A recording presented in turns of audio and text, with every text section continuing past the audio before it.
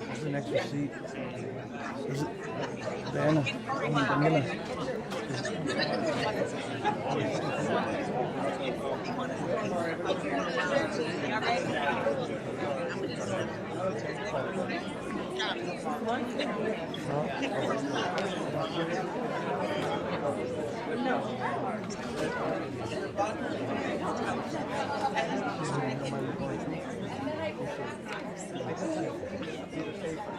Appreciate it. Thank you.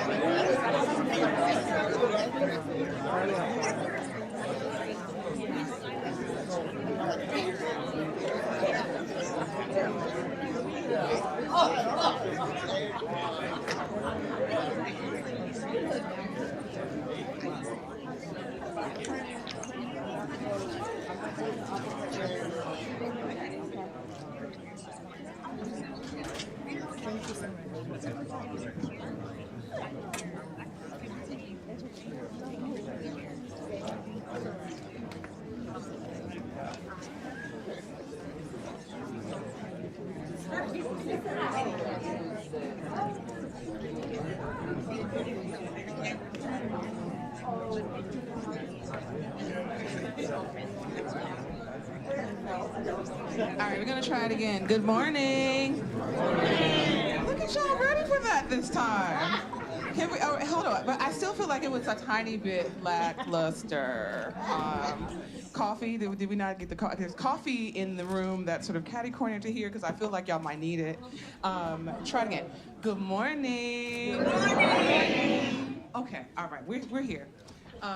My name is Shonda Chapman, and it is my great pleasure to welcome you to the annual Beyond the Bars conference. I was like, friends, we had just gotten so far. Okay. It's really wonderful to see so many of your faces. It's the annual Beyond the Bars conference, but it's also one of my annual family reunions, right? Because Beyond the Bars has become so much of a political home for me. It's sort of a place where I first really developed an understanding of all of the forces that were at work, especially around sort of understanding carcerality, understanding punishment, understanding some of the things that were happening to me in my own life and the things that were happening in my community. So I'm thrilled to be here. It's a place where I'm often very, very energized, sort of after I leave. I always go back to my job, my community, sort of having learned new things, harassing the hell out of these people's souls about what we're not doing right, how we need to learn, and some of the things that we can sort of move forward with. So I hope that is an experience that you have also. First I want to at least start by introducing are you in the frame enough? I'm not afraid, I'm good. I feel like you might. I'm good. You good? Okay. Because I feel like you should really be getting your shine too. Okay. Fantastic. So this is my friend Patrick, and this is my other friend Kat. They are going to be providing, friends. Exactly. They'll be providing interpretation services for us, but I wanted to make sure to acknowledge them because they're here. They are beautiful, and they are really good at what they do. Let's start with the list. Same. This is facts. I'm not gassing you, Patrick. But we always start with the land acknowledgement here. So As we gather from places across the country, we offer our gratitude and our joy to be able to convene here on the traditional and contemporary homelands of Indigenous peoples. We acknowledge that the land politically designated as New York to be the unceded homeland of the Lenape people who were violently displaced as a result of European settler colonialism over the course of 400 years. The Lenape are a diasporic people that remain very closely connected with this land and are its rightful stewards. We also recognize that New York City has one of the largest urban Native American populations in the United States, and we commit to working together to honor our past and build our future with truth.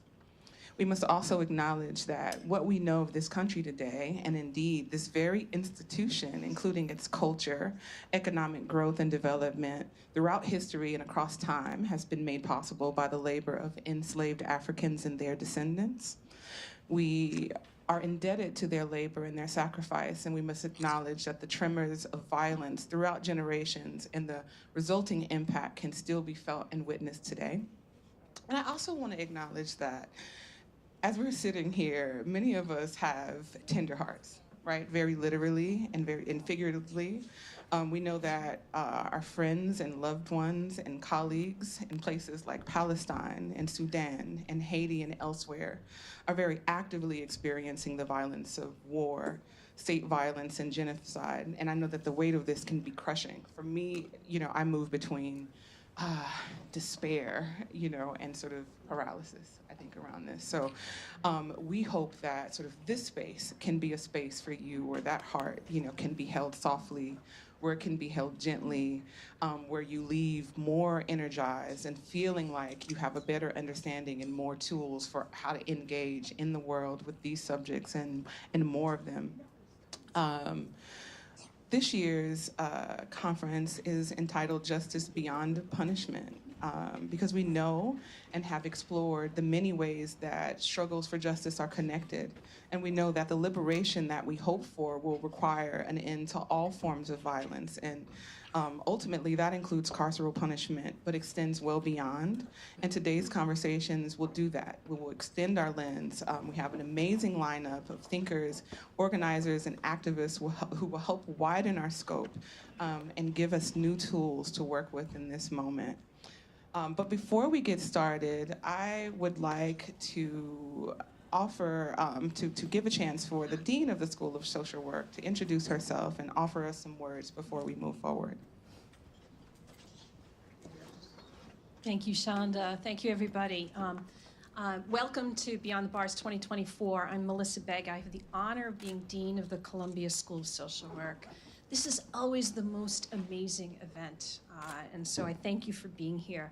And I want to thank the amazing organizers. So let's thank the organizers for Beyond the Bars. Everybody at the Center for Justice, the Criminal Justice Student Caucus here at Columbia Social Work, and the Beyond the Bars Fellows, because you are all incredible. I am really, really proud that the Center for Justice has a home at Columbia, and I'm really proud of the role that Columbia Social Work plays in it.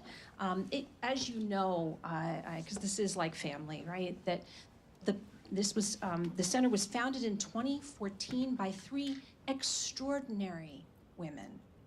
Cheryl Wilkins, where are you? Outside? You know Cheryl. Geraldine Downey, and I know someone you all miss very much, the late Kathy Boudin. Yes. The center is committed to ending mass incarceration and taking on new ways to achieve justice and safety. And I know that everyone there uses very interdisciplinary, cross-sectoral, and really community-engaged approaches to do their work, because there's no other way to do it, right? And so I'm proud to join you today. As I was coming here, I kept thinking about women leaders. Can I talk for a second about women in leadership? No offense to everybody else. Everybody here is important. Your contributions matter. But I'm thinking a lot this week about women leaders and women of color leaders. I'm going even back to the civil rights movement and what they were able to achieve and why. And women, this is a unique generation too, as those of us who are over 60, we've seen things change. And as I think of those women and what they did and their commitment, I think maybe it lies in the fact of their experience and their scars leading to that wisdom and the compassion that enabled them to push forward and support each other and support important causes that you all stand for. So I think things have really changed over the last generation. I even remember when we were starting out in my career, years ago being told by many people, don't mention that you have children. Just don't mention that. People won't take you seriously. We're the one person told me that. So what is that message to women? Don't bring your whole self. Leave part of it away. I don't think you lead that way. I don't think these women led that way. And let's let everybody bring their whole selves to the work and honor that, because that's how we're going to have impact.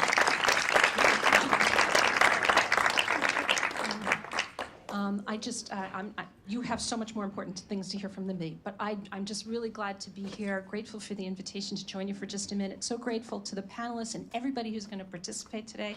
So I hope it's a wonderful day, and thank you all for being here and doing the work.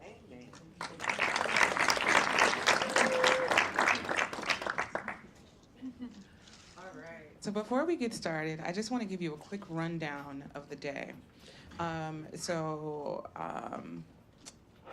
This plenary, the morning plenaries run from 10 a.m. to about 1:30. Lunch is 1:30 to 2:30. It is on the sea level. Their afternoon plenaries are from 2:30 to 4, and breakout sessions are from 4:15 to 5:30. This evening there is a film screening and a talk back from 5:45 to 7:30. I'll just note that in between this panel, we will have sort of a 10 to 15 minute break. We're starting a little late, so that might be a little shorter than we had planned. So please try to stick around sort of in this room. Remember what I said before about your meat and your seat? Yeah. Right? So move your meat, move your seat, right? So I want to turn it over to now our esteemed panel and Ariel, you're going to introduce us to our colleagues here and introduce the panel. So here we have it. Thank you. Thank you so much, Miigwech. Can everybody hear me okay? Okay, wonderful. So good morning, Minogijeb. I'm going to speak to you a little bit in Anishinaabe Moen. I'm Odawa Anishinaabe from the Grand Traverse Band. Uju anin indinawe magana dog Ariel indishna cause Odawa Gijikwe Indigu Makinak Indodam Noejang Indon Jiba. My English name is Ariel. My Anishinaabe name is Both Sides of the Sky Woman. I'm Turtle Clan, and I'm from where the rivers meet in a place that's now called Michigan. And I welcome you all here today. So wonderful to be here together. So I have the privilege of moderating the panel today. Just to give you a little rundown on what to expect. I'm going to introduce the panelists, allow them to do a little round talk for 10 minutes or so about a question that we've discussed, and then we have some follow-up questions, and then hopefully there's time to open it up to the audience. And before I do that, though, I'd like to just say a couple things. I'd like to say thank you, Creator, that we are able to be here together today to honor also this land and the people of this land, their ancestors and all of our ancestors, their children and all of our children, to honor the sacred waters, the four-legged, the swimming ones, the flying ones, the standing ones, the sacred medicines. Giving great thanks to be here today. Creator, asking Creator and the Holy Ones, may we be loved, may we be supported, may we be protected in this work that we do here together. Aho miigwech.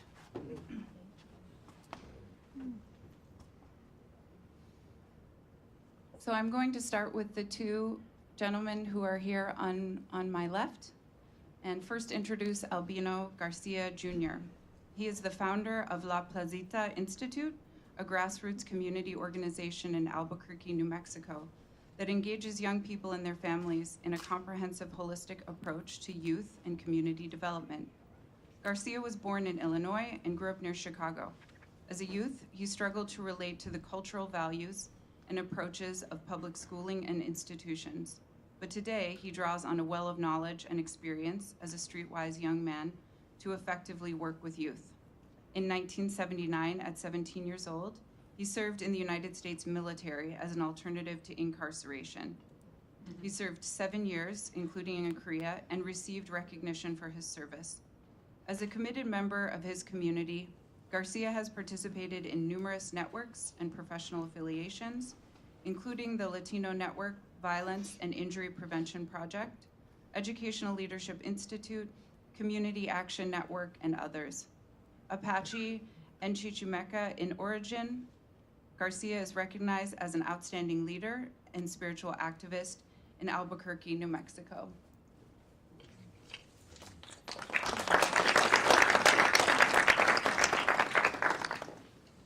Next to him is Erik Bringswhite.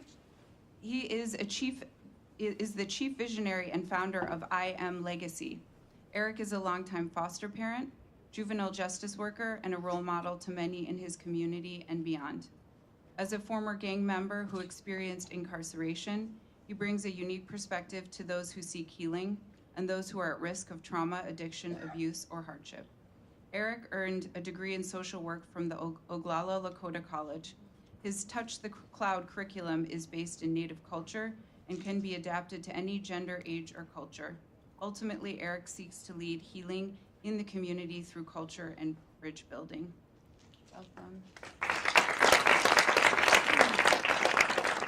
And then on Zoom, we have Fania Davis and Cheryl Wilson. So I'll first introduce Fania. Fania is a leading international voice on the intersections of racial and restorative justice. She is a longtime social justice activist, civil rights trial attorney, author, and educator with a PhD in Indigenous knowledge. Davis came of age in Birmingham, Alabama during the social ferment of the civil rights era. These formative years, particularly the murder of two close childhood friends in the 1963 Sunday school bombing, crystallized within Fania an enduring commitment to social transformation. For the next decade, she was active in the civil rights, Black liberation, women's, prisoners, peace, anti-racial, economic justice, and anti-apartheid movements. Apprenticing with African Indigenous healers catalyzed Fania's search for a healing justice, ultimately leading her to serve as founding director of Restorative Justice for Oakland Youth and co-founding board member of the National Association of Community and Restorative Justice. Fania, so glad you're here joining us on Zoom. And last and certainly not least in any respects is, and I'm just gonna say Cheryl Fairbanks I'm proud to call her a friend. I work with her through Life Comes From It, and she's home, but her heart is here, certainly. So Cheryl works in the area of Indian law as an attorney and trial court of appeals justice. She is a peacemaker and a founder of Sovereignty 360, a peacemaking entity. She served as a co-director and senior policy advisor to the UNM Native American Budget and Policy Institute. She recently was in Oregon serving as the Walter R. Echo Hawk Distinguished Visiting Professor of Law at Lewis and Clark. And also, she was a visiting professor of law at the University of New Mexico's Southwest Indian Law Clinic. Formerly a partner at Cuddy McCarthy LLP, she had a general practice in Indian law, including tribal state relations, personnel, tribal courts, peacemaking and family conferencing, mediation, family, school, education, and Indigenous law. So glad you're here, Cheryl.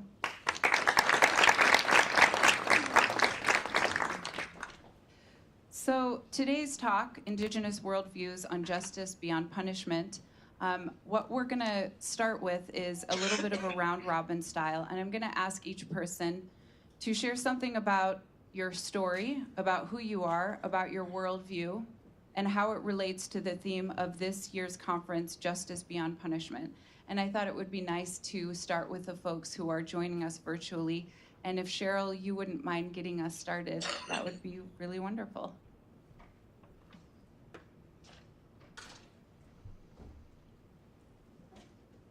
Thank you very much, and good morning to everyone. Ahu Sani, precious children of the land and water. It's really good to see you.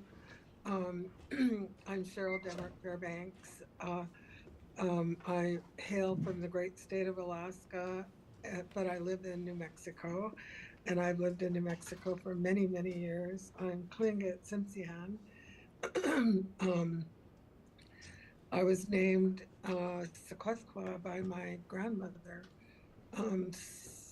Sutque of the Taekwondo people, and I'm Cha'ak Eagle and Kuhisitan, House of the Big Footprint from Prince of Wales Island in Southeast Alaska.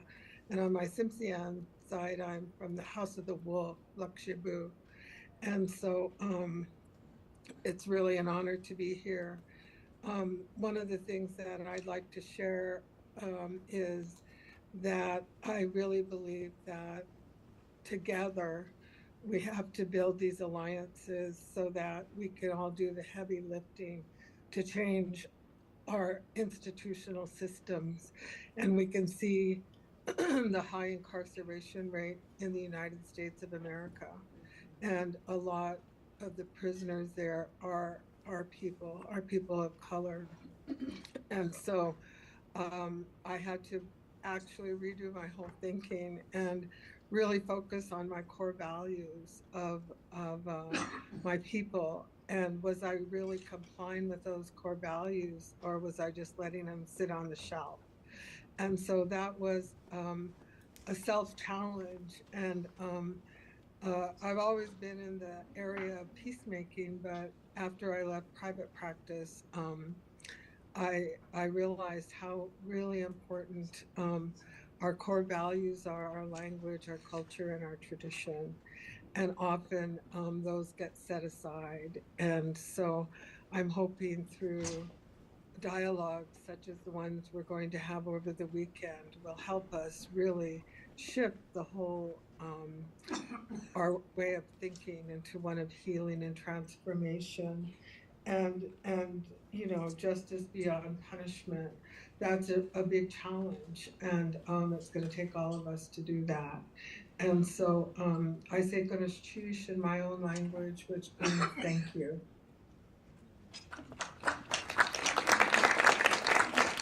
Thank you so much, Cheryl. And so we'll just kind of go back and forth between live folks and folks who are here virtually. So Albino, would you be willing to share next and talk a little bit about yourself and your story and how it relates to this, the theme of this conference? Yeah, Fish, can you hear me? No? Hello? How about now? Yeah? Yes. Closer? Good morning. Yawi. Raso kamati si wat lampat, miglampat yawis lampat, wits lampat. Palimonito tatsing tonansing tekpat yawi, kalimalinali kalsochi, tochli koska guauli. My name is Albino. My traditional name is Koska Guauli, the collared eagle. It translates to condor, one who makes use of what others discard. And I'm, Guawi Tekanchichimeca on my father's side, Apache on my mom, along the Rio Grande River between Texas and Mexico. And so a little bit about I think the theme for today. I got that story of urban suburban migrants. My family migrated up north, but eventually, we when you do that, you lose contact a little bit with your roots. So on the short, I was a recipient of tremendous trauma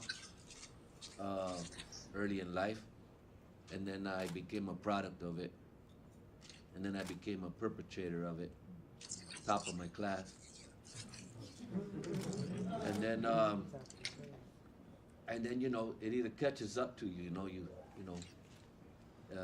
they box you up, and put you in a room somewhere, or they box you up and put you in the ground. Thank you. Or they box you, box you out and you just go crazy. Or you seek change. And it didn't happen overnight. So for me, I had years of undoing to do. And that's what I want to just share a little bit in my introduction, because then we got more later.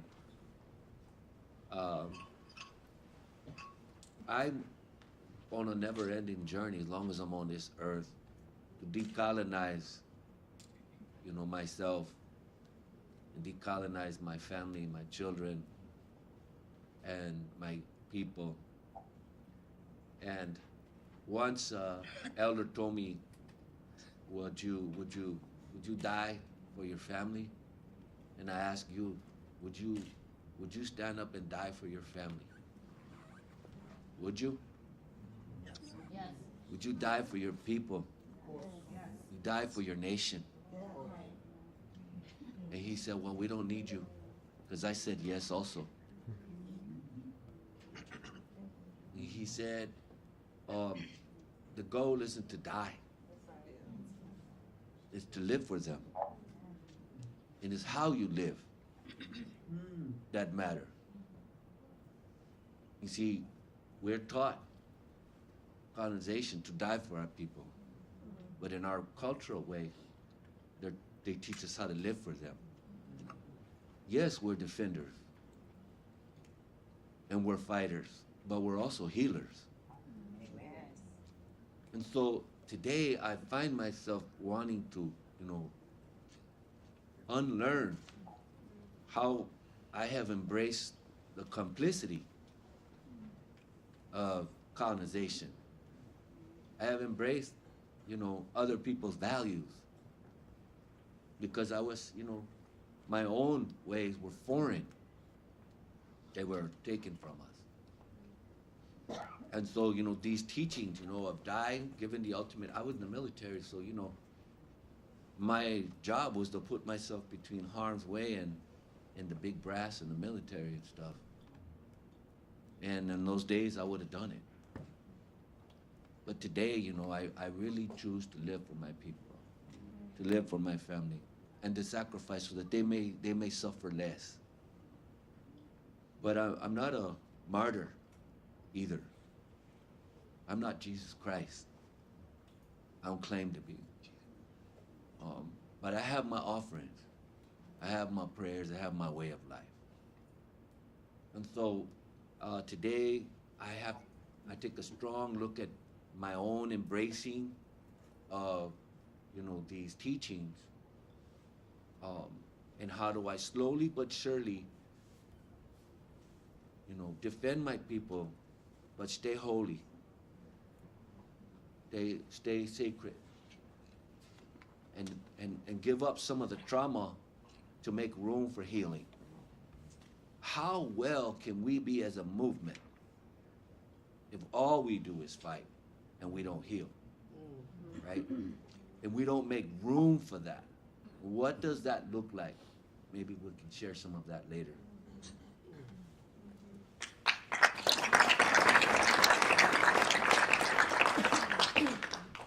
Thank you so much, Albino.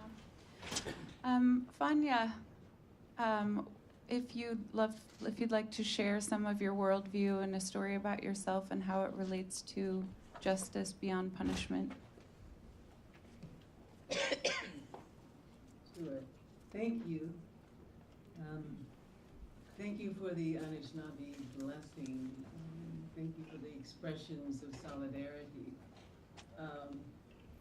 with our relatives in Palestine, and Sudan, and Haiti. Thank you for the land and the labor acknowledgement. Thank you for acknowledging our dear departed sister, our ancestor, Kathy Boudin. Yes. It's good to be here. It's so good to be here with all of you in the audience and with my esteemed panel members. Oh, wow. Okay, so my worldview and story and how it might relate to the theme of this conference. I think Albino has already shared my story in many ways. But one of the things I do want to say is it's a good thing and it's wise to frame and kick off and commence our discussion about justice and punishment with Indigenous perspectives. Very wise that we do that. We begin in this way. And it's wise to be deliberate about elevating worldviews and values and perspectives that predate and challenge colonialism, racial capitalism, white supremacy, heteropatriarchy, slavery, the slave trade, genocide, and land theft. Our Western worldviews proceed directly from those origins. So to start with Indigenous worldviews and perspectives is wise, and it signals and tells us of the shift, the evolutionary shift of consciousness that we as human beings need from harming to healing if we are to have a future. Let me just talk a little bit about my journey. I was born in the most racist and violent city in the South at the time, Birmingham, Alabama, also known as Bombingham, Alabama, because of the many bombs that were planted by the racial terrorists to intimidate us, but instead of intimidating us, it only intensified our commitment to justice. So I was born in the city of Birmingham, and my neighborhood was called Dynamite Hill. I lived in a home at the top of Dynamite Hill, and that whole area used to be a slave plantation in the late in the early 1800s. And your origins tell you a lot about who you will later become and who you are. Contained in the seeds of your origins are all that you will ever be. So it was called Dynamite Hill because we as Black families were moving into an area that was previously all white. We were pushing the color line. Some of my earliest memories are being awakened in the wee hours by dynamite blasts of my father rushing, grabbing his gun and rushing downstairs out of the house to join the other fathers who had formed an armed patrol to protect their families from the racial terrorists. Some of the first words that I learned to read were colored and white from the omnipresent signs. And Birmingham, of course, is infamous for the images of hoses, dogs, set upon children, particularly during the Children's March of 1963. And was said in the introduction, as was said in the introduction, I lost two close friends in the Birmingham Sunday School bombing. And these experiences, living in a place where the constant bombardment of social messaging was that you are less than, you are inferior, you are subhuman, you don't deserve to go into this department store restaurant, you don't deserve to go to the amusement park as a child. So that was kind of the, that was the air that I breathed, and my mother and others in our community were antidotes. For example, when we were little, we always wanted to go to the amusement park and couldn't understand why we couldn't get on the roller coaster and the Ferris wheel, and couldn't go into the carnival. And my mother would say to us, the world is not supposed to be this way, children. And it won't always be this way. And you are the ones, children, who will change it. You are the ones who will create a different world, a more just world, a world without racial violence and so on. So that sort of set me off on this path as a warrior. And when I left the South, I went to California. As soon as we got to California, we started working with the Black Panthers. That was in 1969. And I had already been involved in numerous movements. Because coming from Birmingham sort of set me on this path of being a warrior to justice. And then when we got to California, started working with the Panthers, and before we knew it, our home was invaded by police, and my husband almost killed by police who shot him. The bullet entered his shoulder, and it exited just millimeters away from his spine. And we were charged with attempted murder of police officers. There was a very brave judge who dismissed the charges, but the prosecutor kept refiling the charges, kept re-indicting us, and that happened 3 or 4 times before the charges were finally dropped. And not even 6 months later, my sister was targeted, Angela Davis, because of her political activism and her beliefs in challenging racial capitalism and heteropatriarchy and all of the afterlives of slavery. And of course, she was charged with capital crimes, and if convicted, would have been executed in the gas chamber. So that set me on a journey all across the world to organize movements to free and save my sister Angela Davis. We did save her. We did organize this amazing movement that was powerful enough to save her life, to stay the hand of the executioners. And then after that, I became a civil rights trial attorney and continuing my activism. So for 25 or 30 years, I was just filled with rage at my experience in Alabama, rage at the loss of my close friends in Alabama, rage at the attack and home invasion by police, and rage at the attempt to kill and silence my sister Angela Davis, and rage at all of the cases of racism that I was constantly fighting against in the courtroom.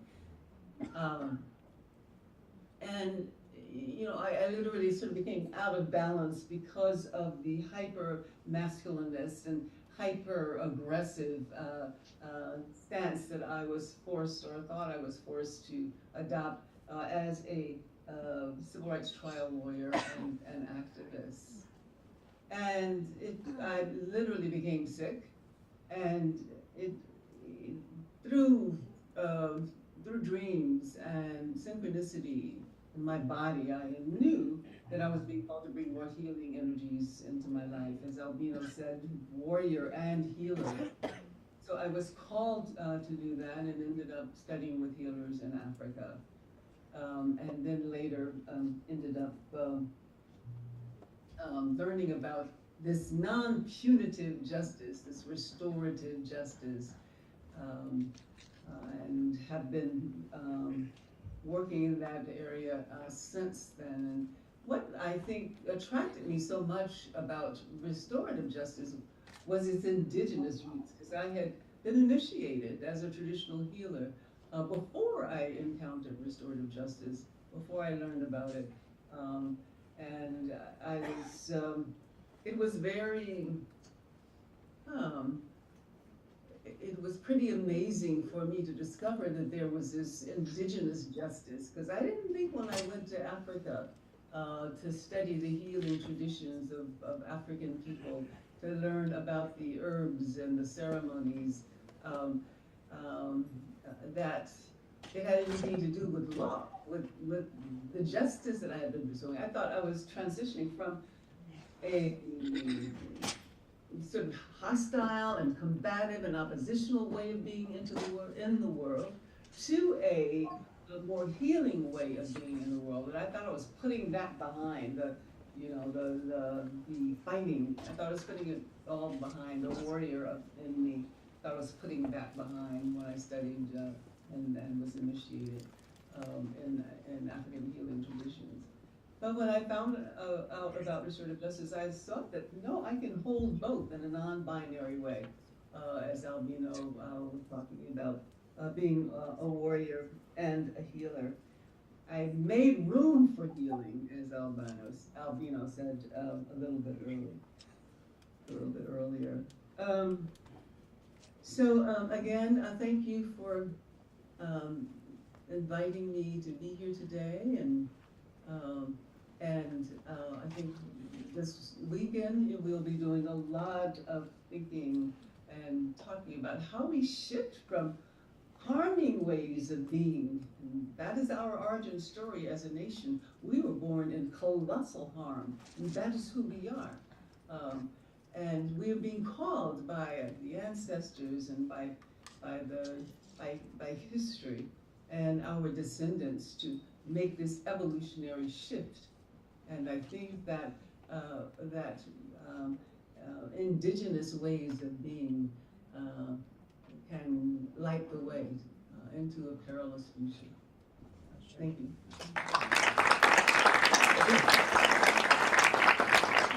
Thank you so much.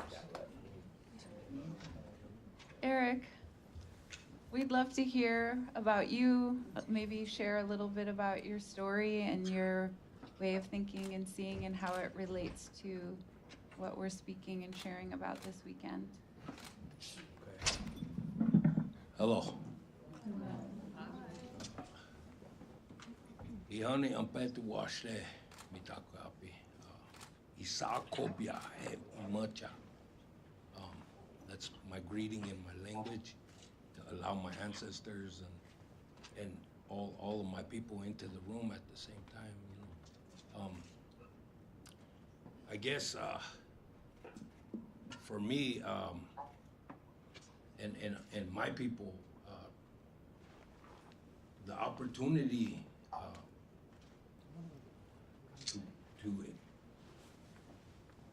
to heal. We, as a people, we never got to see what we were going to become because our journey was interrupted and our lands were occupied and it became illegal to be us and to practice all the things that have always healed us. And so today, I want you to know that there's 71,000 of us left in this world. And almost 30,000 of us are incarcerated. I didn't write that introduction. I would never call myself these colonial verbiages and terminologies. So I didn't write that, you know. This is written by somebody else. But it's an honor to share this space with you in this place, you know. It feels good here, right? There's some things that can happen. I see some of my loved ones in the room, you know. The healing. I went to incarceration. I was acquitted, and I still had to go to incarceration. I told them that there's something called double jeopardy. I've been going to the law library, right? In the jail, you know, it's like this big, and I got acquitted of what they accused me of doing. And why? Because I didn't do it. And the federal government re-indicted me. And so I told the judge, or I told my attorney, hey, they're saying all these things, right? You know? I told him, dude, say the objection or something, you know? And he said, shh, it's not our turn, you know? I said, hey, man. I used probably poor language, right? I said, F that, you know? F our turn, you know? And he didn't want to say nothing, so I did. And if I didn't say anything in the appeal, the appeals court said it would have to have been raised upon sentencing, or it couldn't be raised ever again. So I think the spirits and creator was guiding me a little bit, you know, but at the same time I was scared of getting all this time, you know, for something that I didn't do. And so they gave me 10 years. But I told the judge, hey, double jeopardy. I've been reading it, right? In the law library. And he said, there's no such thing as double jeopardy. So I told him, BS, you know? I said, Constitution, United States of America. You know,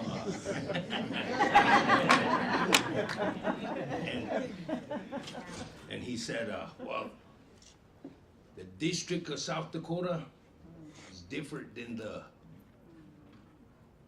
state of South Dakota. It's two different entities. He said, this is happening. And I was never arrested for what they sent me to prison for. I've never been arrested for that. And so I tried to, you know, he's giving me all these points. I'm giving you 8 points for this. And I failed college algebra twice. I'm hurrying up, trying to count, you know. You know. And points is years, you know. Points is term where you're gonna spend your time. And so I'm trying to add these, you know, 8 points, 4 points, 5 points for this, and they got me up to like 30 points. And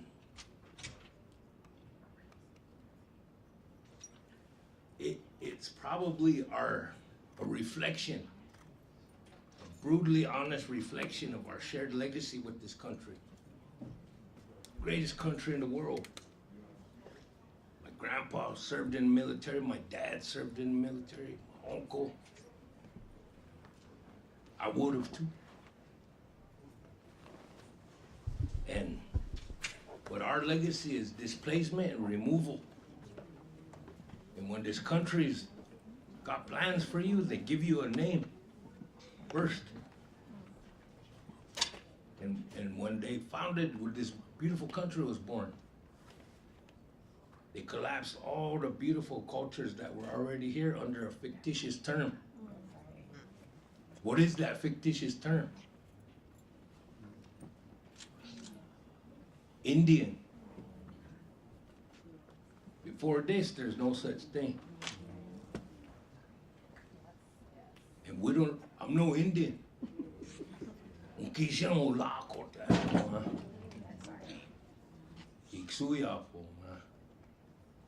We're not that, us. It's derogatory to me. It's similar to calling our relatives other. And they resonate today. So when they're upset at us today, they call us this word. We don't use the F words in where we're from, you know, but felony. Felon. That's what it's disenfranchising us, man, marginalizing us. It's important in our healing that we know who we are. And we're creators, creations. We're the dreams, all of us in this room. We're the dreams of creator. And they also did another atrocious thing when this country was born, right? They collapsed another group of people under a fictitious term. You want to know what that is? White. Before that, there's no whites, man. If you look at Ellis Island, at that Liberty lady, this book she has, right? Yeah. They didn't sign in, oh, white. They signed in, there was beautiful cultures. But they created a false majority calling themselves this. And if we're gonna heal, we have to bring all of our ancestors into this space. From the England, the France, wherever else, you know. But our healing is our culture. And when you learn your culture, it's like some wise guy said, a bell can be rain. When it's rain, you can't unring it, you know? That's what we bring, you know? We got answers to some of these problems, and it begins with our culture, that the women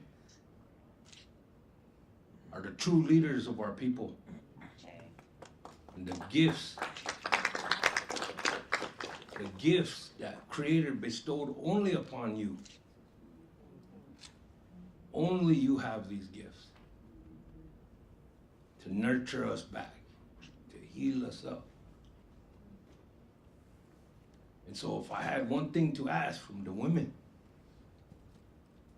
humbly ask if you pray for the men sometimes. We're the ones that, man, we need it. We ain't got it figured out, you know? We're willing to, if you pick up the shield of peace, we're gonna ride with you. But if you pick up the spear, then we can go first. Wopila.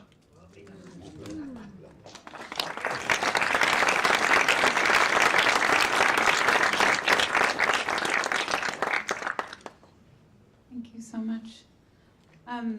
So everyone who spoke a bit to this the importance of shifting from colonial thinking to a healing, to a place of healing, and kind of different ways of doing that. And I'd love it if we could speak more a little bit about that. How do we shift our thinking, you know, in this process, this continual process, as Albino, you said, of undoing, the continual undoing into these healing ways.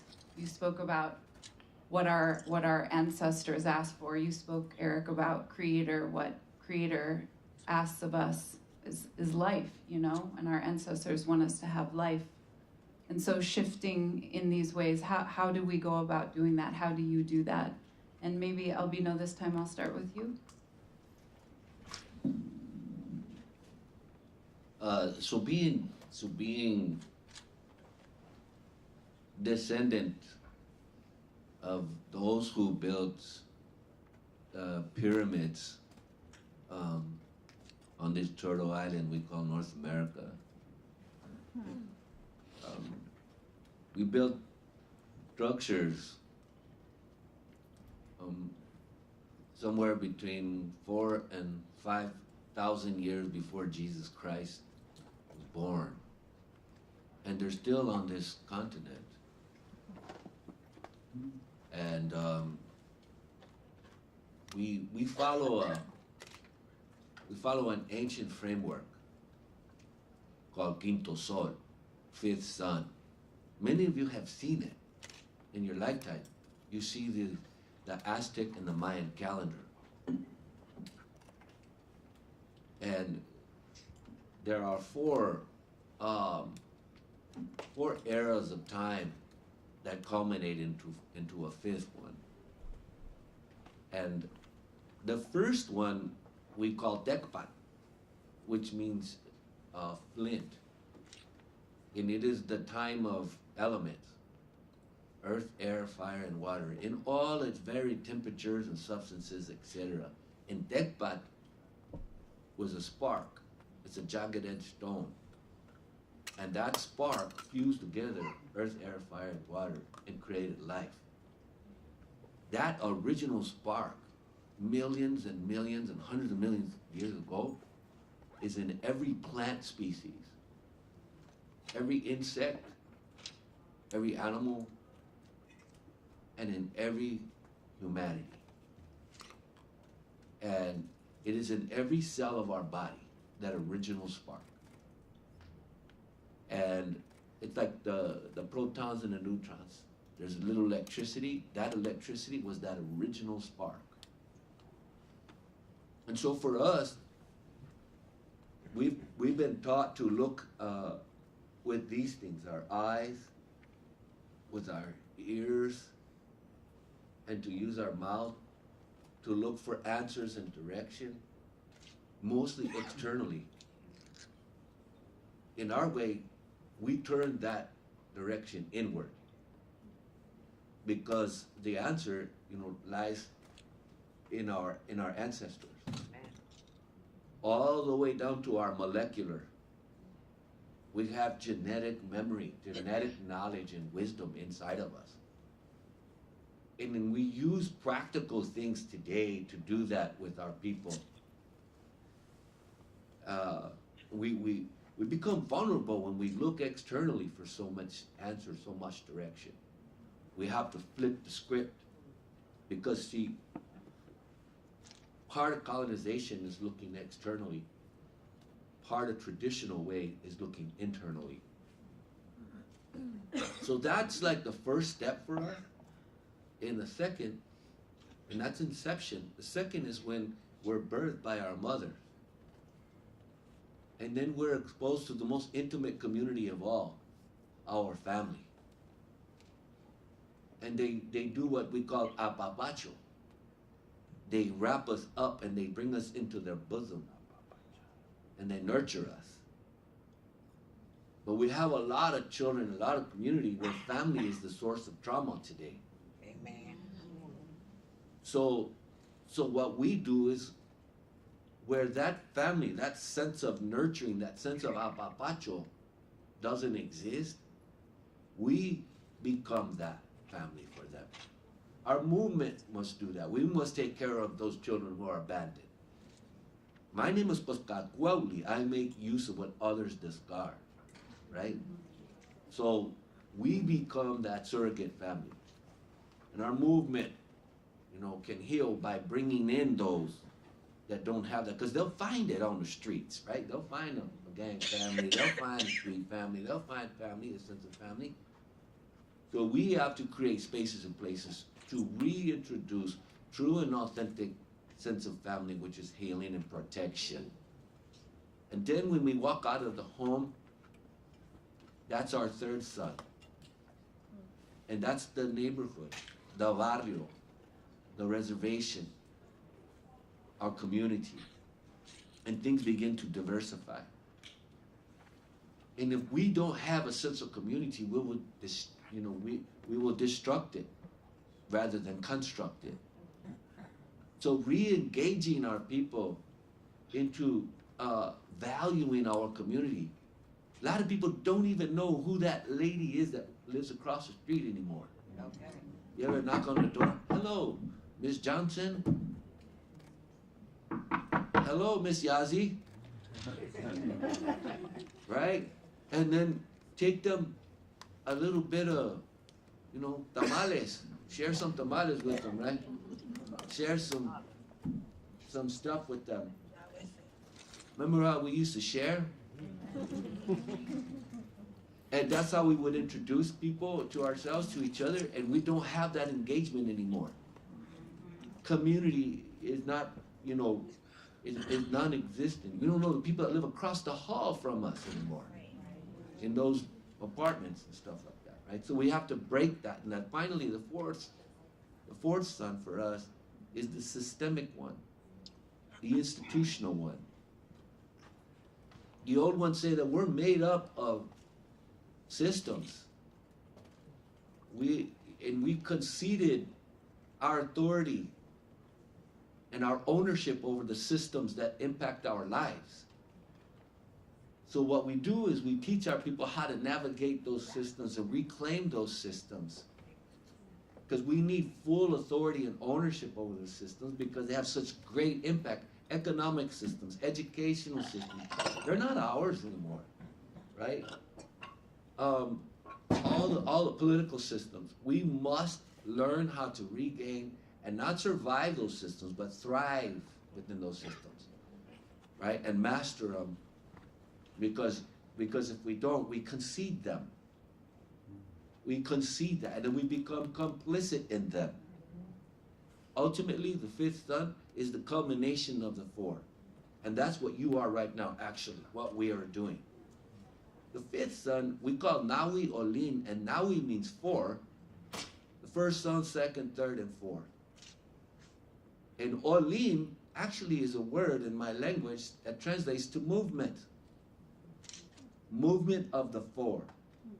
And to me, what this is, what's happening right now in this room, in this movement, in this is Nawi Orland. It's movement, right? And we're doing it. So we just got to do it more. We got to do it with greater intention. Finally, back to the concept of healing. If we don't model that, right, in our movement, if all we do is fight, right, and all we do and all our motivation is trauma, right, then how good are we, right? What are we going to teach the next generation? What we do today matters to the next generation. We are not going to get the satisfaction today. We want instant gratification. But I challenge you to go beyond our gratification, our generation, and to think about, you know, those 7 generations journeying towards us through the Milky Way.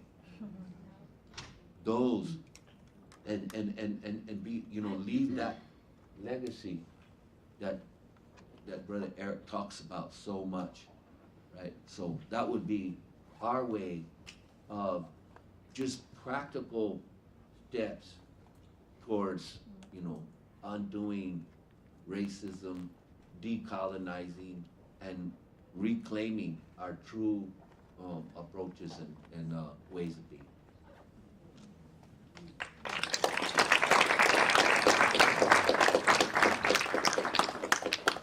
Thank you. Fania, I thought I'd ask you next the same question. How do we shift our colonized thinking into one that is healing and transformative to bring about true change? Yeah. And that is the question of the ages, not just of the century, you know, not just of the decade, but that is the question of the ages. Let me share a little bit more about my sort of transformation from being so angry and filled with rage, and being very oppositional, and of course you get very good training as trial lawyers and that oppositional way of being. So I was, this is at 25, after 25 or 30 years of practicing trial law as a civil rights attorney, and as being an activist. I'm in the courtroom in Superior Court in Oakland. I'm kind of just done an appearance. I'm walking down the stairs very briskly to get to my next appointment, and I still remember the clothing that I was wearing that day, a black sort of taffeta skirt and a white blouse and some Sudanese or Somali amber, cherry amber beads.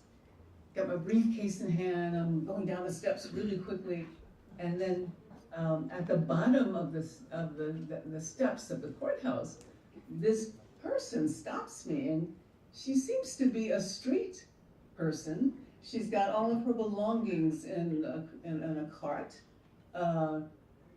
She has very leathery, burnt skin and red, spiky hair. But she's standing right in front of me, blocking any further forward movement. And so I stop, and our eyes lock. And there's a moment of silence, and then she just looks at me, and she says, "Are you happy with your work? Are you happy with your work?" And I am so surprised, you know, I'm speechless. I don't know what to say. All of my lawyerly training notwithstanding, my mouth is kind of hanging open. I'm just saying, what? Are you happy with your work? I still don't find words to respond to her.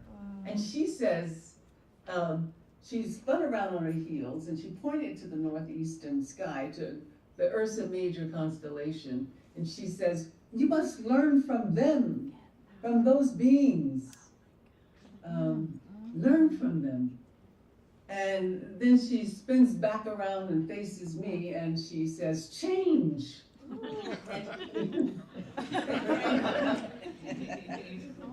Yeah, and she gets louder and louder with every word. Change, change. And then she's screaming about the third time. And then she again spins around on her heels and she walks toward the western sky with her. All right. And so I sort of stand there for a minute as if I'm glued to the earth, not really understanding what just happened to me. But this happened along with a lot of dreams about water. Every night for months and months, if not a full year, I was dreaming about water. Well, I learned later, after I started studying Indigenous knowledge, that first of all, the street prophetess, which is what I came to call her, was pointing to Ursa Major. It's the ark where ancestral wisdom is stored. So she was essentially telling me to learn from my ancestors. At that time, I was doing yoga and meditation, and I was getting deeply into Eastern religion. So I understood from her message that I needed to be recovering ancestral wisdom. And I learned later that all of the water that was appearing every night in my dreams, that is a call to initiation. Africans are traditionally considered people of the water, and the water is we are born in water, right? And water is life. We cannot have life without water. Water, cool water, is the primary offering to African ancestors. And water is renewal, rebirth, it's cleansing. So I was being called, I discovered, to initiation. It didn't happen in a logical way, but one of the things that happened was that the healer, the chief healer that I studied with in South Africa, Busamazulu Credo Muthwa, did a bone reading, divined for me. And that was my first trip to South Africa. And he said, oh, my child, look at this, look. And I'm wondering, what is he seeing? You know, I'm kind of scared. What is he seeing? And he says, my child, the ancestors are calling you for initiation. And he said, are you ready to do that? Or is this what you want to do? And I said, Baba, yes, I've been waiting for this. And my dreams have been leading me to this and to you. So I tell that story because I think to make that shift of consciousness, you know, from a way of being present to one another and the earth in ways that bring healing and wholeness and holiness, and to transition from ways of being present that bring discord, devastation, destruction, which is our way, having been born in so much charm. A possible way of making this shift is through initiation into your ancestral wisdom. And you know, when I talk about indigeneity and bringing it into your life, is not about cultural appropriation. Everyone has indigenous origins.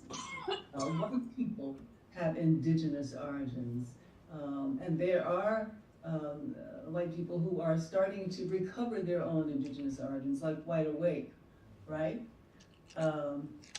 So all of that is to say that I think one of the ways that we can make that tectonic shift, that massive shift in the way that we're present to the world, is through recovering our indigenous origins, is through studying that ancestral wisdom that's stored in the constellation Ursa Major.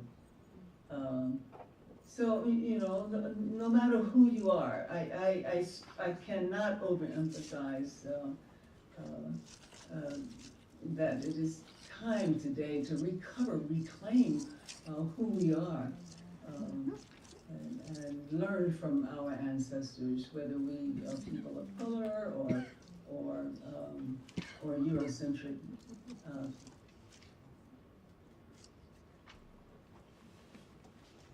Thank you.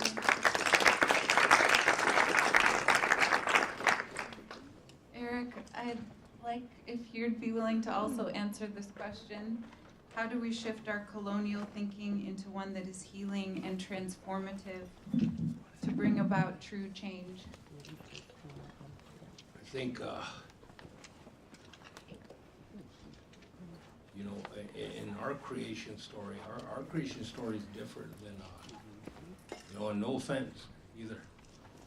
Anybody, I don't want no smoke with Jesus Christ or man, God, Moses. You know, there's some solids, man, you know. But our creation story is a little different. The first, did you call me, man? Talk about Jesus too much, right? You see that? Cut off. Innocent. Our creation story is the first cognizant life form was a female, Shinanwi, and it's direct contrast to women being the rib, right? The rib of a man. But without women and their gifts, you can't. Women's the only ones carry that sacred water, you know. And water is our connector, all of us. It brings us all together, water. But women carry that water. And when a new life is gonna be brought into this world, well, what happens, right? Water breaks, right? And that's proof, you know? So I think this change begins with getting out of the way of our women. Because our women are our true leaders of our people. And we've been messing it up for 2,000 years, right? Man, you know, my people, we're some fighty people. We'll fight about almost anything. You know? And that's kind of reflective of manhood, you know. I thought I lived my life being a man. Till this elder sat me down and he told me the difference between a wichasha and a man. And since then, I've had to relearn and try to model them virtues that make, you know, because you could lose the right to be called a wichasha by and through your own actions.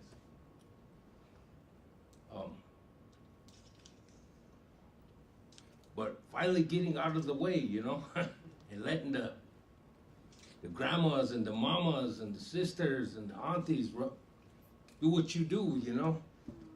But that's the medicine this world needs. And in our culture, it says women will lead the healing. And we believe that. And maybe it begins too with language. Because this Euro-Western language, it's good, right? English, we all speak it. But it has some words in there that strip you of your humanity. Amen. And your dignity. Yes, yes, yes. And that's not the way of the women. The women lift you up, you know. You know, you fall down, you hurt yourself when you're a kid, they brush it off, kiss it, you okay again, you know. ready to go back in. Maybe we need to come up for some air sometimes. And like she has said, you know, can't always just be fighting, committed to the fight, you know. We gotta heal so we could continue on, you know. And that's the women. That's y'all. That will bring us this. And, you know, it's our turn to sit quiet. So, I better be quiet.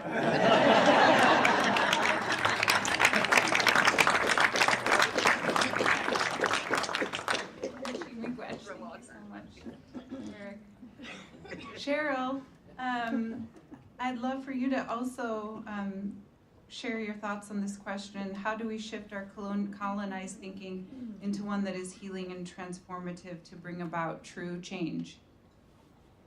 Thank you, Ariel, and thank you to the other panelists. I could relate so much to all of you, especially, you know, I was surprised when Fania brought in the water from her people, because we're the water people, we're the Hino clan from Prince of Wales. And I just thought, wow, I never knew that, you know, and it really took me back to, you know, when we talk about restorative justice is built on the Indigenous people's principles and laws. And that has to be recognized. It's not an American jurisprudence. I think we all need to respect whatever is due. And that's to our Indigenous thinking, our Indigenous language, our Indigenous laws. And so, goodness Chief for sharing that water principle with Albino, just right away hitting that decolonization. I thought, why didn't I say that? And I've been trying to move from the negative to more of a resiliency model in my own thinking. And then our brother Erik bringing in his humor and his Indigenous wisdom really reaffirmed what my father always said. And he always said, if the women are taken care of, the children will be.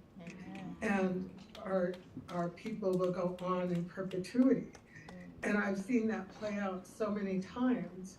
But I think one of the main things that I heard from everyone in my own practice is through peacemaking, we're able to bring our spirituality into our circles. And there's a lot of power in the circle.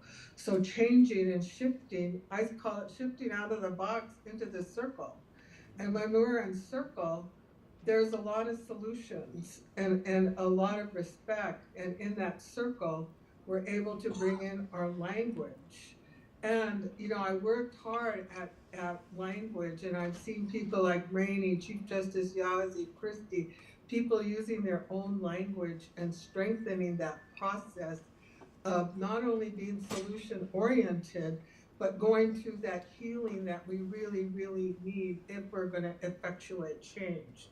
So I say, yes, pay attention to language, because my father always said, if you have the language, you have the law.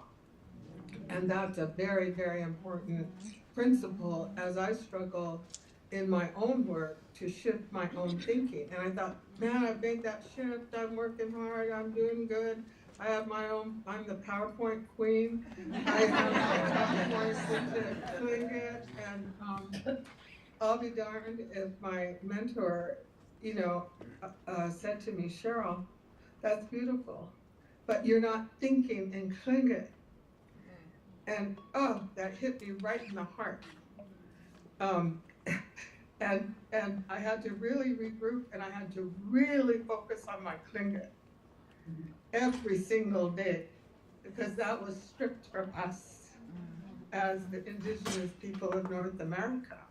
And I applaud, I know our Chief Justice for Tlingit and Haida is here, and President Jones from Hassan on Prince of Wales. And the way they focus on language because our language was almost lost. And so we're having to rebuild that. And when we're rebuilding it, we're bringing our spirituality, we're bringing our core values, we're bringing our songs, we're bringing our dances, we're bringing our healing, we're bringing our culture right into not just ourselves, because America is really I, me. It's not just self-healing or there's so many self-help books. I've read every one of them practically.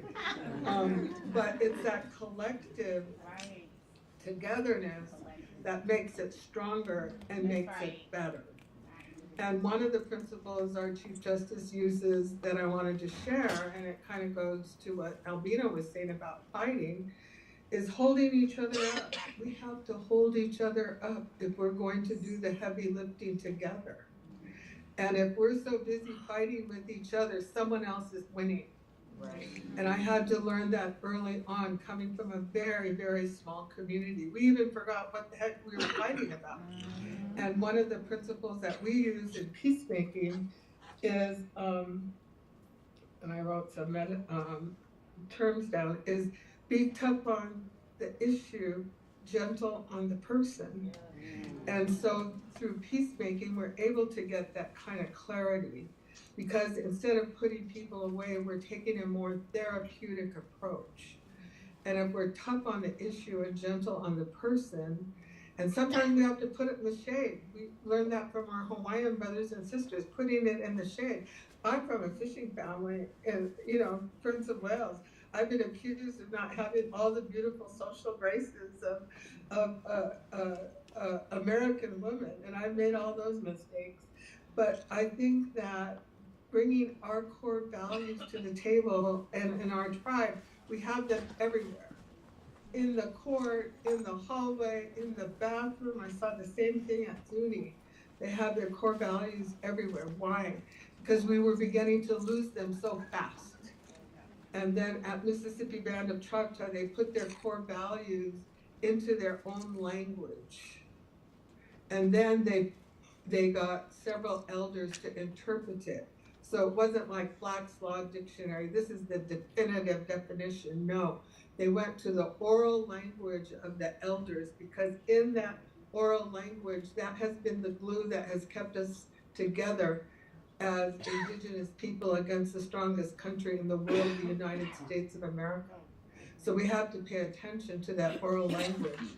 And shifting our thinking, I thought, well, yeah, we can shift the thinking, but also let us shift the money, and let us shift some of these policies that serve to incarcerate and serve to separate us from our way of life. Because I found, and I thought it was kind of interesting that America had 1.8 million incarcerated people at the end of 2023. That's a lot of people. And in the feds, it costs $116.91 per day, $42,672 on one prisoner. Imagine if we shifted that money to more of a therapeutic mode and a healing mode, and shifting the whole institutional way of handling violence and trauma, so that we're not just putting people away and spending billions of dollars in a crazy way that makes no sense. So I say we have to re-educate the educated, and that's a very important term, because many of us have had the benefit of a good education, not just in our homes, in our traditional way, but at the universities, and that was a hard thing for a lot of us, because education was the way to assimilate us and terminate us. Now it will be our greatest tool to strengthen who we are, to get to the healing that's needed, to change how we spend our money, to change some of these colonized policies in a way that promotes healing and not just putting people away. One of the things that I felt was so important in terms of unity, and that is agreeing to disagree, but with respect. And I've seen it in my own community as a tribal lawyer, as a justice and peacemaker. People do not know how to disagree with each other. And I borrow from my brother, Robert Yazzie, who's always saying, that's okay if it's chaotic, if we need peacemaking, we'll get to a good solution. But agreeing to disagree with respect leads you to a better solution. And it also does not polarize a whole community, a whole family, a whole tribe, a whole people. So agreeing to disagree with respect is I think one of the simplest languages or principles, laws, and that universal law of respect is one that we learned, all of us, from our grandparents, from our ancestors, from our parents. And that's a thread that is a universal thread. And I also wanted to end with sovereignty begins at home, because we have a lot of work to do in our own homes to put the sacredness back into our families, to make sure. I'm a former educator. I know who the kids were that were taken care of, who came to school with a full tummy and had a good night's sleep and you know, had a nurturing, loving home. You know who they are. But we have to do that ourselves. And how do we do that? By going back to our core values. We get our lessons through our songs, our stories, our ceremonies, and our language. And I think that sovereignty begins at home. We have a lot of work to do within our own respective communities. And if we're going to effectuate that change, we ourselves have to do good self-care. And here I am sick like crazy and talking about self-care. So my mother always said she couldn't take her own medicine. So we have to take our own medicine. Ladies and gentlemen, we have it. We have the answer to the tests. We just have to turn around and value who we are in that sacred circle, value who we are and what we bring to the table, because it was never valued. And so I say sovereignty begins at home. We have a lot of work to do to roll up our sleeves, to do the change, to make the impact. And I love what one of the panelists said, for the next 7 generations. And that happens fast. And I counted my generations from my great-grandmother up to my great-grandchildren. And I could see the difference, and I could see the impact of failed federal policies that serve to terminate us and to terminate our way of life. But we're a resilient people. We're a very resilient people. So we have to turn around. We've been facing the wrong way. Turn around and value who we are so that we can transition to this change through unity, building our alliances. And you know, we're all related, of course, and it's like cousins. You know, sometimes, and I know that people who are Prince of Wales will relate to this, sometimes your cousins just drive you crazy. And then at the end of the day, you just love them, like you would do anything for them. And so, yes, I think we're at a point where we can re-educate the educated, we can stand in unity together, we can bring that cultural competency to our table. And if we agree to disagree with respect, we can move toward better solutions. And so I'm just gonna leave with sovereignty begins at home. And so does peacemaking. Thank you.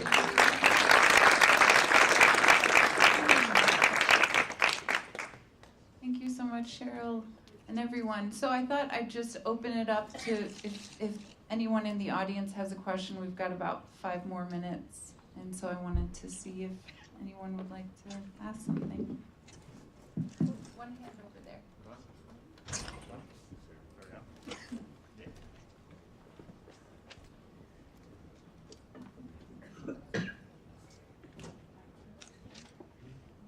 Okay, to the attorney, female attorney, are you still a female attorney?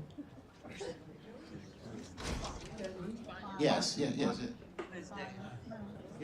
It's for you. Yes. Are you still an attorney? Yeah. No, I'm not. To the one on my left. I apologize. Fania. So Fania, are you still? You say you're not an attorney? Oh, no, I'm no longer practicing law. I'm doing restorative justice.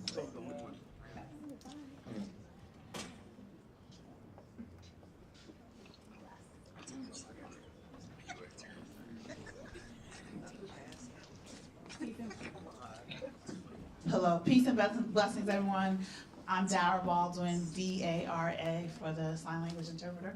I do disability justice, and I haven't felt that brought into the room, and just wondering where disabled people fall in the Indigenous, I mean, I know some of this, but not all of it, in the work of social justice, in the work of punishment. And we all know anyone who's gone through the system, you know, I believe 100% of the people coming out have disabilities, right? Because of the post-traumatic stress and things like that. But I would love to bring in, you know, disabilities and where that sits in this space. And Fania, always good to see you. Would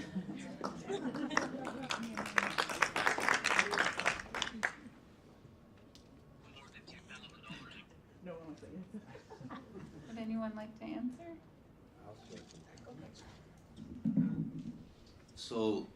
So I went to 16 schools, and I got kicked out of 12.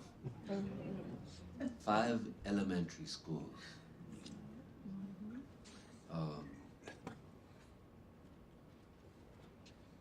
Triggering word disability.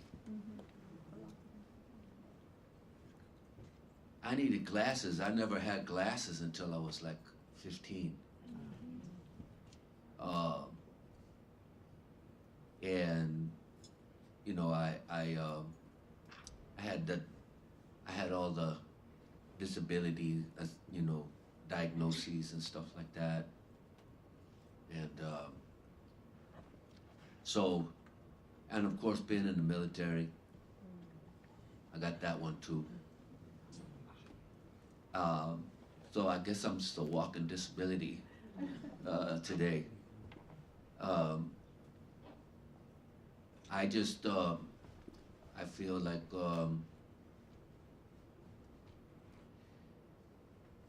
able and disabled,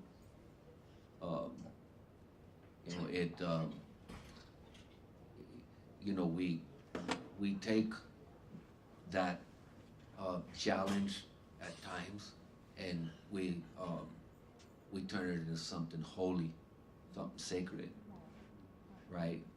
And something virtuous, where we can, you know, show that, you know, there's a responsibility to be able to, you know, express how, as we say in the farm workers movement, si se puede, right? And so, you know, I've been a model of that, right? I do my best, you know, not to allow it to define me, and that is not everyone, right? Just me. Because I'm actually, you know, it came with things for me in my life. It came with, you know, that I was special, right? And I didn't want to be special. I just wanted to be left alone. But and so, you know, there's pros and cons with it. You know what I mean? There's positive and negative with it and stuff like that. But you know, today, you know, I take it for what it's worth, and then there's the physical disability, which I, you know, like I don't, you know, speak on that, but I got tons of relatives that need that kind of, you know, support. As far as, you know, me personally, you know, on a spiritual level, and on a, you know, in my work and in my life, it's always been a trigger and a label that I've had to kind of like overcome. This is Dara again. I just want to say thank you for that. And I just want people to know from what you said, I'm not negating what you said. I work from a disability justice space, not a disability rights. So people, and there is a difference. And I want you to know in disability justice, which was founded by Black people, Black queer people, BIPOC queer folks, and we're having this discussion, right, about that and how it works, and especially around the Indigenous community who has accepted disabilities in a different way. And the Western world of looking at disabilities is horrific. And I just wanted to, let people understand and know that. And since we're talking about punishment and the carceral state, it is specifically done to that community at a higher rate and purposefully. And when we say closing institutions, it can't be just prisons. It has to be mental health institutions. It has to be nursing home institutions. Because exactly what you said, and it has to be schools who treat our children horribly. So I just wanted to say that to you. Thank you.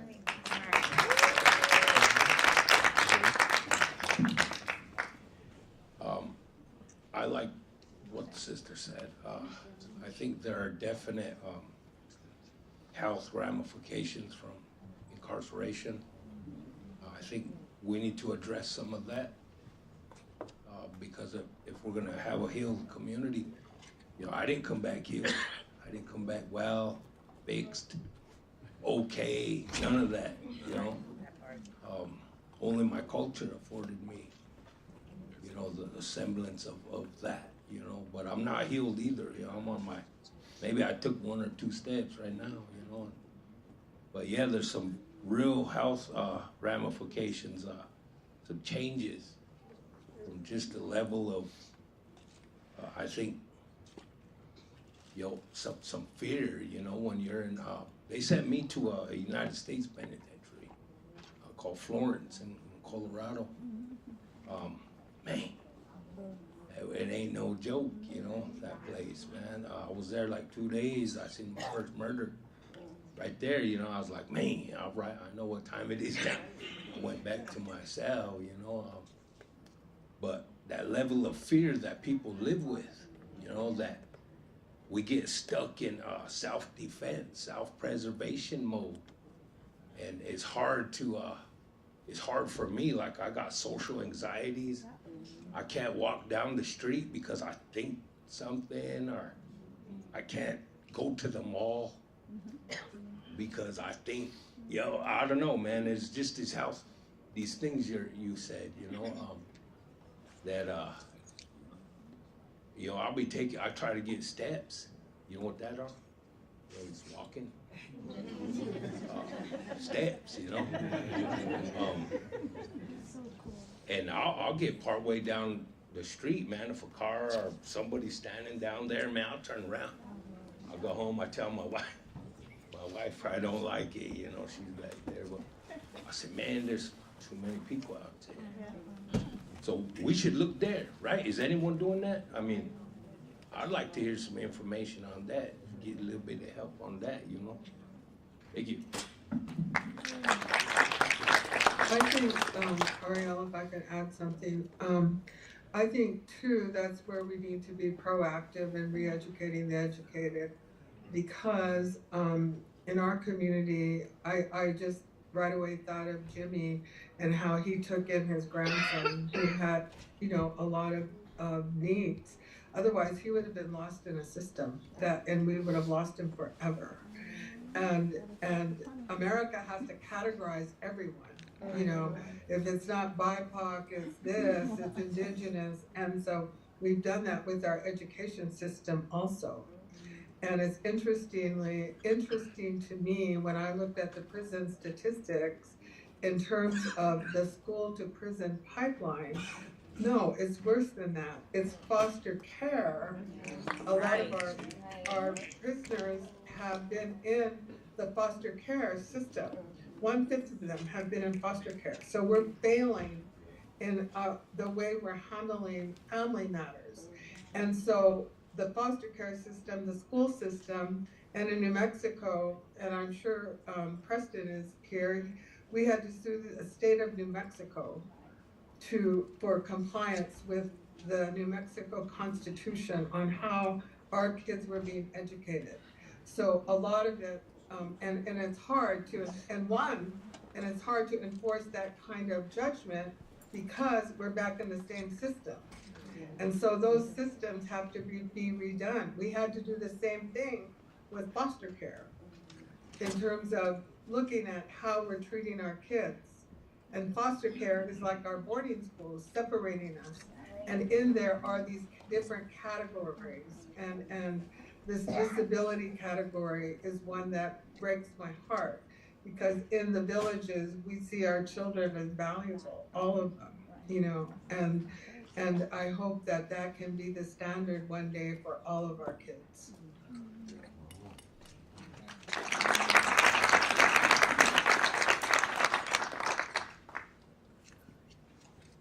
Okay, and there's one more question. Is that okay, or do we have to wrap it up? I'm so sorry. I think the next programming starts in 5 minutes, so everyone has them ready. Okay, well, thank you so much to all the panelists.